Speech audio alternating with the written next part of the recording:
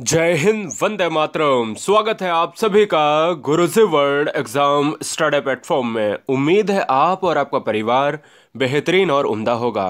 कोहल वर्ग से अगर आपको बहुत ज़्यादा परेशानी है, एक डर सा है कि कोहल वर्ग का सिद्धांत बहुत कठिन है, बहुत टफ है, तो आज 10 मिनट के वीडियो में हम आपका सारा डर खत्म करने वाले हैं।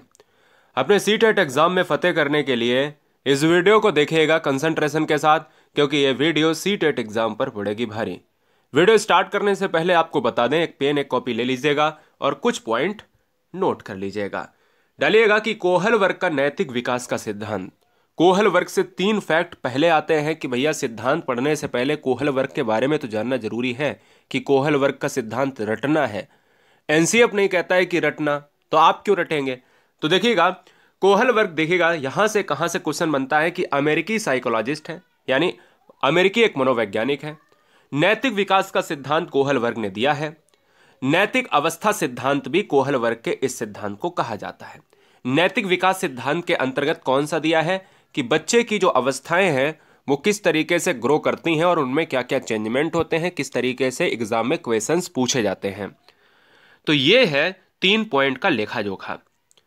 क्या आप जानते हैं कोहल वर्ग यानी लॉरेंस कोहल वर्ग ने सबसे पहले नैतिक विकास का सिद्धांत 1969 में दिया था। इसके बाद उन्हें लगा कि हां, इस सिद्धांत में कुछ परिवर्तन करने की आवश्यकता है। 1969 में दिए गए सिद्धांत में उन्होंने 1981 और 1984 में संशोधन किया। उन्हें लगा कि 1969 में जो है क्या थोड़ी सी विसंगतियां बची हैं, तो 1981 में उन्होंने सुधारा, और 1981 में सुधारने के बाद उन्हें लगा कि और कुछ सुधार की आवश्यकता है, तो 1984 में संशोधन किया। तो कुल मिलाकर यहां पर ध्यान रखना है कि नैतिक विकास का सिद्धांत जो है किसने दिया है, तो कोहल वर्ग ने दिया है। आइए जानते हैं कुछ पॉइंट और कि नैतिक व्यवहार जन्मजात नहीं होता है। सबसे पहला पॉइंट यहां पर पेडागोजी में यही पूछा जाता है। पेडागोजी कॉन्सेप्ट दोस्तों क्या है, यहां पर याद रखिएगा। पेडागोजी कॉन्सेप्ट दोस्तों, जब भी अब आप बात करेंगे कि जब क्वेश्चंस में ऑप्शंस में दिया जाए कि बच्चे का विकास कोहल वर्ग के अनुसार किस तरीके से माना जाए, तो नैतिक व्यवहार जन्मजात नहीं होता है, बल्कि इसे सामाजिक परिवेश से सीखा जाता है। इस पॉइंट को कतई नहीं भूलना है। कोहल वर्ग जैसे ही दिमाग में आए वैसे ही दोस्तों नैतिक व्यवहार, सामाजिक परिवेश आपके दिमाग में घूमने चाहिए। बहुत बढ़िया, ठीक है ना। तो कुल मिला के कोहल वर्ग ये कहते हैं कि बच्चा जो है गर्भ से ही नहीं सीख कर आता है। बच्चा कोरी स्लेट होता है। जब वो पैदा होता है तो वो नैतिक व्यवहार लेकर नहीं पैदा होता है। कह नहीं रहा नैतिक व्यवहार जन्मजात नहीं होता है, बल्कि इसे सामाजिक परिवेश से सीखा जाता है, यानी परस्पर अंतःक्रिया से सीखा जाता है। लॉरेंस कोहल वर्ग ने 1927 और 1987 के दशक में नैतिक विकास के सिद्धांत को दिया और उसमें 6 चरण बताए। उसने पाया, किसने? कोहल वर्ग ने पाया कि ये सभी चरण सार्वभौमिक होते हैं, यूनिवर्सल होते हैं। याद रखिएगा 3 पॉइंट। नैतिक व्यवहार जन्मजात नहीं होता है, सामाजिक परिवेश से सीखा जाता है या अंतःक्रिया से सीखा जाता है। लॉरेंस कोहल वर्ग ने 6 चरणों को दिया है और उसमें यह पाया है कि सभी चरण सार्वभौमिक होते हैं। 6 चरण दोस्तों मैं आपको बता दूं, 6 चरण क्यों? अवस्थाएं तो 3 ही हैं। 3 अवस्थाएं हैं, 3 स्टेज हैं। ध्यान दीजिएगा, 3 स्टेज हैं और हर स्टेज के 2-2 भैया क्या हैं, 2-2 बालक हैं। याद रखना है कि मैंने कहा 6 चरण। चरण का मतलब होता है सब स्टेज। हमसे अगर एग्जाम में पूछे कि कोहल वर्ग के नैतिक विकास के सिद्धांत के आधार पर कितनी अवस्थाएं दी गई हैं, तो अवस्थाएं दोस्तों हैं, अवस्था है आपकी 3 और चरण आपके दिए गए हैं 6। ये 6 कहां से? क्योंकि हर अवस्था के 2-2 हैं, इसके भी 2, इसके भी 2, इसके भी 2। तो चरण है 6, अवस्थाएं हैं 3, यानी स्टेजेस हैं 3। ठीक है ना। चलेंगे दोस्तों, अब देखिएगा यहां पर क्या है। पूर्व परंपरागत अवस्था पहली अवस्था है जो 4 से 10 वर्ष तक चलती है। क्वेश्चन में डायरेक्ट आ सकता है कि प्री कन्वेंशनल स्टेज जो है कितने वर्ष तक की है, या पूर्व परंपरागत अवस्था की एज क्या है, तो 4 से 10 वर्ष। बच्चा बड़ा होता है, परंपरागत अवस्था में पहुंचता है, कन्वेंशनल स्टेज में पहुंचता है, तो उसकी एज होती है 10 से 13 वर्ष होती है दोस्तों। उत्तर परंपरागत अवस्था एक तीसरी और लास्ट स्टेज है जिसकी उम्र है 13 से ऊपर वाली उम्र, यानी पोस्ट कन्वेंशनल स्टेज। तो ये 3 अवस्थाएं हैं, तीनों अवस्थाओं की आपको एज याद रख लेनी है। अब बहुत आसान आपको हम बताते हैं। देखिएगा, कोहल वर्ग ने बच्चों के साथ 20 साल तक, यहां पर फैक्ट को यहां पर बिल्कुल क्लियर किया जाए कि जिस तरीके से आप पियाजे पढ़ते थे, मैंने कहा पियाजे ने अपने बच्चों पर प्रयोग किया। कोहल वर्ग ने बच्चों के साथ 20 साल तक विशेष प्रकार के साक्षात्कार का प्रयोग करने के बाद बताया कि नैतिक विकास के 6 चरण होते हैं जिन्हें आसानी से पहचाना जा सकता है। यानी मैंने फिर से यही कहा कि अवस्थाओं में 3 आपको याद रखना है, चरण में 6 आपको याद रखना है। कहा है कि नैतिक विकास के 6 चरण होते हैं और उन्हें आसानी से पहचाना जा सकता है, यही एक नैतिक विकास का सिद्धांत है। इन 6 चरणों में से प्रत्येक चरण नैतिक दुविधाओं को सुलझाने में अपने पूर्व चरण से अधिक परिपूर्ण होते हैं। अपने पूर्व चरण से यानी पहले वाले चरण से, मतलब जिस तरीके से मैंने कहा कि जैसे जैसे हम बढ़ेंगे आगे एज के हिसाब से, तो इससे बेटर ये हो जाएगा। अब ये कैसे है, इनको हम अच्छे से डीपली में पढ़ेंगे दोस्तों। एक और देखेंगे, 2 और देखेंगे, फिर इसके बाद हम जो है सारे चरण को बहुत अच्छी तरीके से पढ़ना चाहते हैं। क्यों ये मैं 2-3 स्लाइड और बता रहा हूं आपको, क्योंकि ये पेडागोजी के 10 से 15 क्वेश्चन आपको ऐसे ही सॉल्व करवा देंगे। कोहल वर्ग का नैतिक विकास का सिद्धांत दोस्तों क्या कहता है, आइए जानते हैं। बहुत बढ़िया। बालकों में चरित्र निर्माण या नैतिक विकास के संदर्भ में लॉरेंस कोहल वर्ग में ने अपने अनुसंधान के आधार पर यह निष्कर्ष निकाला कि बालकों में नैतिक या चरित्र के विकास के कुछ निश्चित अवस्थाएं पाई जाती हैं। बहुत सुंदर है। एक तो बात क्लियर है कि बार बार यह पॉइंट आ रहा, नैतिक नैतिक नैतिक नैतिक नैतिक नैतिक, मतलब कुल मिलाकर यह कह रहा है कि बच्चों में जो चरित्र निर्माण है या नैतिक विकास है, उसके संदर्भ में किसने भैया जो है रिजल्ट दिया, लॉरेंस कोहल वर्ग ने। लॉरेंस कोहल वर्ग ने अपने अनुसंधान में यह निष्कर्ष निकाला कि बालकों में नैतिक या चरित्र के विकास के कुछ निश्चित अवस्थाएं हैं और उन निश्चित अवस्थाओं में ही बच्चे का विकास छिपा हुआ है। क्लियर है बेटा? चलिए आइए जानते हैं कुछ पेडागोजिकल कॉन्सेप्ट कि नैतिक विकास बार बार ये यूज हो रहा है, तो ये नैतिक विकास है क्या, इसको जानना चाहिए ना। नैतिक विकास क्या है दोस्तों? नैतिक व्यवहार जन्मजात नहीं होता है। पहली बात तो मैं फिर से कहूंगा, इसको सामाजिक परिवेश से सीखा या अर्जित किया जा सकता है। ये 2 लाइन में पहले ऑलरेडी आपको पहले पढ़ा चुका हूं, यानी इसी वीडियो में। ये जन्मजात नहीं होता है, मां के गर्भ से सीख कर नहीं आता कोई बच्चा हर बच्चा जो है कोरी स्लेट होता है। सामाजिक परिवेश से सीखा जाता है, अंतःक्रिया से सीखा जाता है या फिर अर्जित किया जाता है। बहुत बात क्लियर, कॉन्सेप्ट क्लियर। सबसे पहले बालक का अनौपचारिक रूप से अपने आस पड़ोस तथा स्कूल में नैतिक विकास होता है। बिल्कुल सही बात है। जब बच्चा बड़ा होता है, पैरों चलता है, घर से बाहर निकलता है, स्कूल जाता है, खेल के मैदान में जाता है, तो बच्चे का जो विकास होता है वो अनौपचारिक रूप से आस पड़ोस में होता है, संगी साथियों के साथ होता है, स्कूल में बच्चों के साथ होता है, समाज में होता है।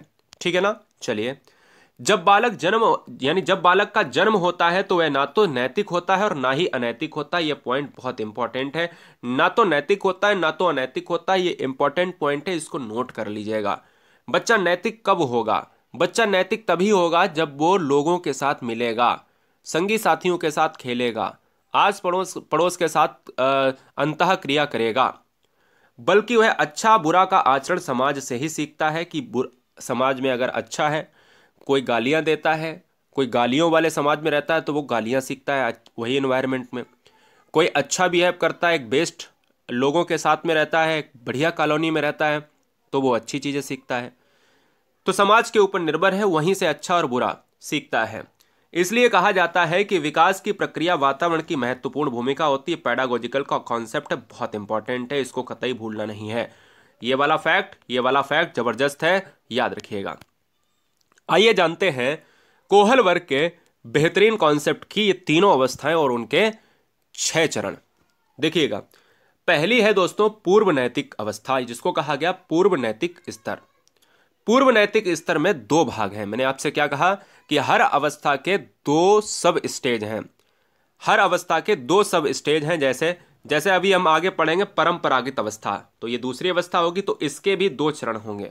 इसी तरीके से हम तीसरा वाला जब हम पढ़ेंगे तो हम देखेंगे उसमें क्या, हम पढ़ेंगे उत्तर परंपरागत अवस्था, तो उसमें भी एक समाज के साथ और उसमें भी एक सार्वभौमिक संबंध। तो हर स्टेज की 2-2 सब स्टेजेस हैं। तो आइए पढ़ते हैं दोस्तों।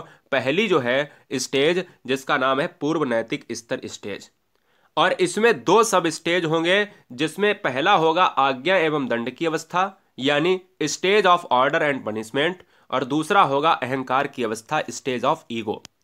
याद रखिएगा क्वेश्चन में अगर आए कि पूर्व नैतिक अवस्था की स्तर क्या है, तो यानी अवस्था क्या है, तो 4 से 10 साल। 4 से 10 साल में क्या है कि इसे बाल्यावस्था के रूप में भी जाना जाता है, इसे बाल्यावस्था के रूप में भी जाना जाता है। आज्ञा एवं दंड की अवस्था इसमें जो है पहली सब स्टेज है, दूसरी है अहंकार की अवस्था। तो क्वेश्चन में अगर आ जाए कि आज्ञा की अवस्था, आज्ञा एवं दंड की अवस्था किसका हिस्सा है, तो पूर्व नैतिक स्तर का। अहंकार की अवस्था, स्टेज एंड ईगो किसका किसका हिस्सा है, तो पहली अवस्था पूर्व नैतिक स्तर की। ठीक है, तो चलिए ये क्या है, मतलब इसे बाल्यावस्था के रूप में जाना जाता है। ठीक बात है, क्योंकि आप सभी जानते हो बाल्यावस्था की एज जो होती है 5 से 12 साल होती है। तो इसमें जो आज्ञा एवं दंड की अवस्था है, अहंकार की अवस्था, ये क्या है, चलिए आज्ञा एवं दंड की अवस्था को देख लेते हैं कि कोहल वर्ग ने किया आखिर क्या है अपने सिद्धांत में।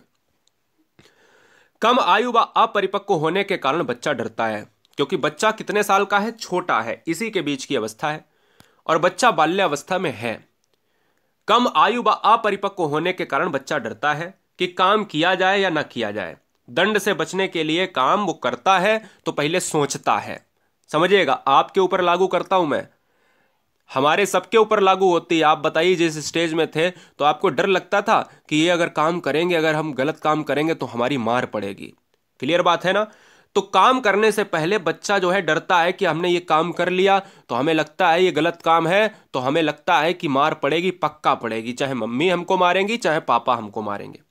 समझ में आया। तो बच्चा जो है अपरिपक्व होने के कारण बच्चा डरता है कि काम किया जाए या ना किया जाए, अगर कर दिया तो उसकी हो सकती है मार पड़ जाए। परिवार के सदस्य बच्चे को कार्य करने का आदेश देते हैं। जब बच्चे को आदेश दिया जाए और बच्चा खेलने चला जाए, आप भी थे हम भी थे उस स्टेज में, परिवार के लोग कहते थे कि भाई ये काम कर लो, है ना, ये काम कर लो, वहां चले जाओ, उसको बुला लाओ। हम कहीं और गए और उसको ना करके कोई दूसरा काम करने लगे, और जब घर आते थे तो बच्चे को दंडित किया जाता था। मतलब परिवार के सदस्य बच्चे को कार्य करने का आदेश देते हैं, अगर बच्चा नहीं करता है तो बच्चा दंडित होता है, उस कार्य को ना किया जाए तो बच्चे दंडित होते हैं। यही होता है आज्ञा एवं दंड की अवस्था। अगर कर लिया तो ठीक है, अगर आज्ञा का पालन नहीं हुआ तो दंड तो मिलना तय है। तो यह है पहली स्टेज का पहला चरण। दूसरा चरण है अहंकार की अवस्था, स्टेज ऑफ ईगो। जैसे जैसे बच्चे की आयु बढ़ती है वह परिपक्व होता है। सिंपल सी बात है कि बाल्यावस्था के हम अंतिम स्टेज तक जाएंगे। 10 से 12 साल की बात अगर हम करेंगे तो हम कहेंगे ये तो 4 से 10 ही साल की है, लेकिन जैसे ही जैसे वो 10 साल की स्टेज पर पहुंचेगा तो वो कहेगा कि भैया हाँ, अब थोड़ा सा हमें क्या है, ज्ञान हो गया है। उसको लगता है कि वो परिपक्व हो चुका है। तो वो क्या करता है कि यदि उसका उद्देश्य झूठ बोलने से अगर जो है पूरा होता है तो वो झूठ बोलता है। भूख लगने पर चुराकर खाना खा लेना, और बाद में अगर पूछा जाए कि ये तुमने खाया तो बोला कि नहीं खाया। भाई हम ही और आप लोग ले लो कि जब जिस समय आप एज में थे, बाल्यावस्था में, कोई भी अच्छी चीज होती थी, मिठाई हुई, निकाल के खा ली, अलमारी से निकाल के खा ली, फ्रिज से निकाल के खा ली, कहीं से भी निकाल के आपने मिठाई खा ली, ठीक है ना, चीनी निकाल के खा ली, और पूछा जाए कि आपने खाया तो बोला नहीं, मैंने तो नहीं खाया। तो यही होता है।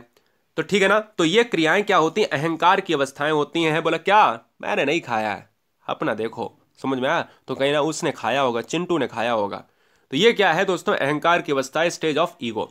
परंपरागत नैतिक स्तर को देखेंगे, ये 10 से 13 साल की जो है स्टेज होती है, ये दूसरी स्टेज है। इसके भी 2 चरण होते हैं, यानी 2 सब स्टेज होते हैं।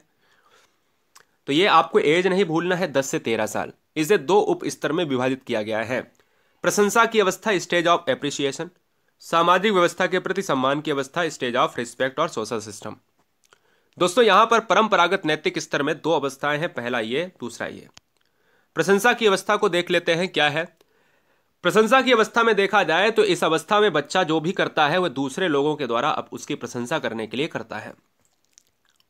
दूसरी ओर समाज के सदस्य बच्चे से विशेष अपेक्षाएं करने लगते हैं, तो समाज से उन्हें स्वीकृति मिलने लगती है। समझ में आया।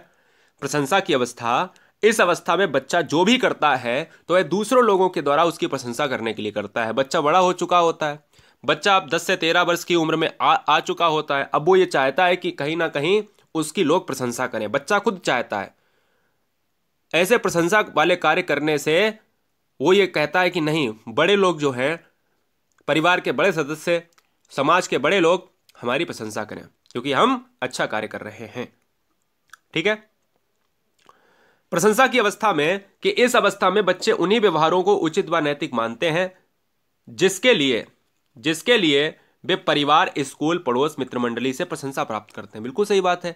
स्कूल में जाएंगे तो टीचर से, अरे बेटा तुमने बहुत अच्छा काम किया। बच्चा चाहता है कि कोई मेरी प्रशंसा करे।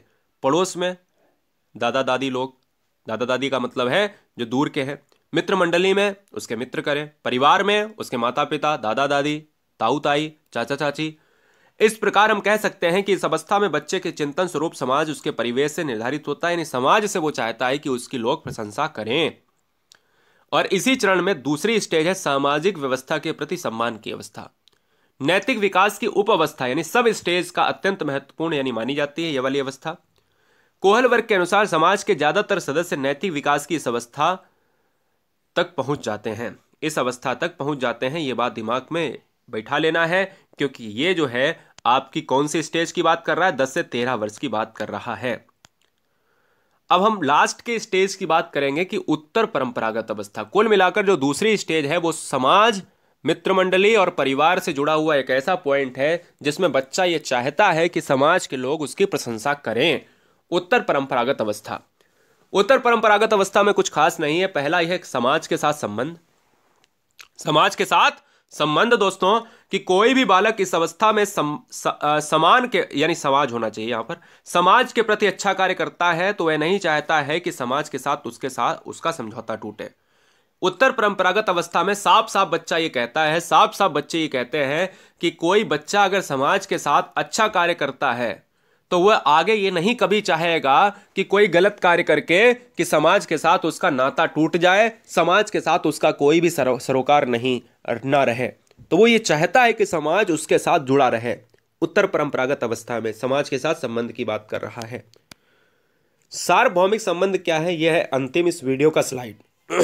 देखिएगा दोस्तों, अगर आप चाहोगे ना तो आप अपने सीटेट एग्जाम को क्रैक करने के लिए आने वाले क्या करना है, आने वाले जो है 2 घंटे में आप सीटेट की सारी वीडियो उड़ा देंगे। मैंने नीचे लिंक दे दी, 10-10 मिनट की वीडियो है, सब उड़ा दो।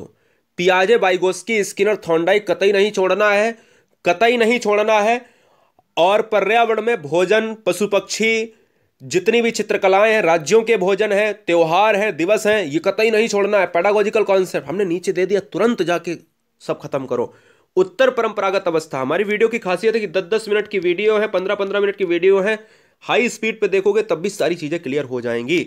सार्वभौमिक संबंध को जो है देखा जाए, इस अवस्था में बालक विवेक का प्रयोग करता है, अपने स्व विवेक का प्रयोग करता है और कुछ नियम अपने आप से बनाता है। वह सोचता है कि समाज में क्या अच्छा है क्या खराब है। इस अवस्था में बालक अपने मन से कार्य करता है। याद रखिएगा क्या करता है, सार्वभौमिक संबंध में मतलब है यूनिवर्सल जो रिलेशन होते हैं, वो कहता है कि भाई संबंध हमारा बना रहे। अपने दिमाग से कार्य करता है कि समाज के लिए क्या अच्छा है क्या बुरा है। अपने नियम बनाता है, अपने नियम व मापदंडों से चलता है और यह भी बहुत ध्यान रखता है कि क्या समाज के हित में वो नियम है या नहीं है।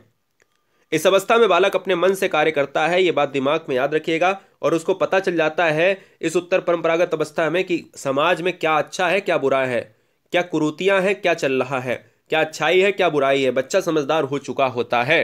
समझ में आया?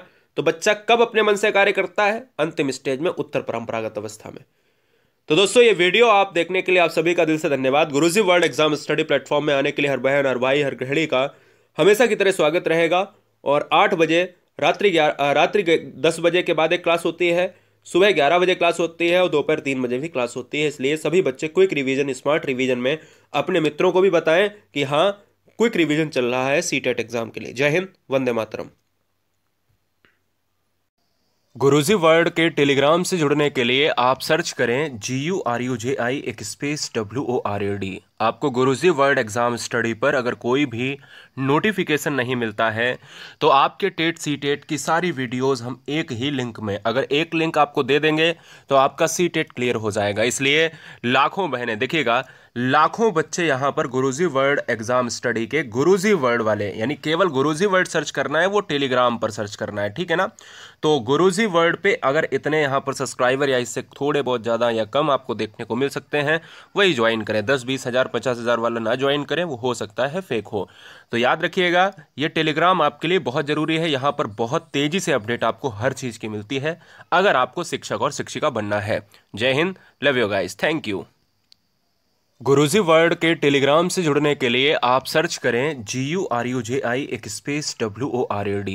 आपको गुरुजी वर्ल्ड एग्ज़ाम स्टडी पर अगर कोई भी नोटिफिकेशन नहीं मिलता है तो आपके टेट सी टेट की सारी वीडियोस हम एक ही लिंक में, अगर एक लिंक आपको दे देंगे तो आपका सी टेट क्लियर हो जाएगा। इसलिए लाखों बहनें, देखिएगा, लाखों बच्चे यहाँ पर गुरुजी वर्ल्ड एग्जाम स्टडी के गुरुजी वर्ल्ड वाले, यानी केवल गुरुजी वर्ल्ड सर्च करना है, वो टेलीग्राम पर सर्च करना है, ठीक है ना। तो गुरुजी वर्ल्ड पे अगर इतने यहाँ पर सब्सक्राइबर या इससे थोड़े बहुत ज़्यादा या कम आपको देखने को मिल सकते हैं, वही ज्वाइन करें। 10-20 हज़ार 50 हज़ार वाला ना ज्वाइन करें, वो हो सकता है फेक हो। तो याद रखिएगा, ये टेलीग्राम आपके लिए बहुत ज़रूरी है। यहाँ पर बहुत तेज़ी से अपडेट आपको हर चीज़ की मिलती है अगर आपको शिक्षक और शिक्षिका बनना है। जय Hind, love you guys, thank you.